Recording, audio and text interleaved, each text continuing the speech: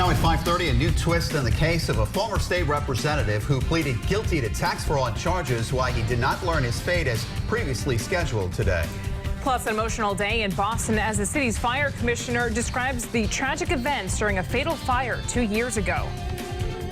But first, we are working new developments in a story the Target 12 investigators first broke more than 4 years ago.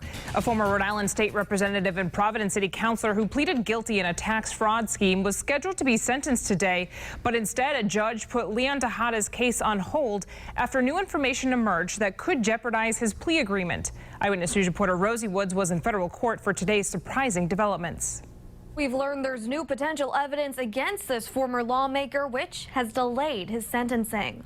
Leon Tejada is once again awaiting sentencing for the federal tax fraud and wire fraud charges he pleaded guilty to back in December. The scheduled sentencing was continued after the prosecutor, Richard Rose, brought up new accusations. Rose declined to go on camera but said in court that this man, Rodolfo Garcia, showed him paperwork from Tejada asking him to deny his original accusations against him. Rose also said there's possible evidence suggesting Tejada is still filing income taxes under a third party.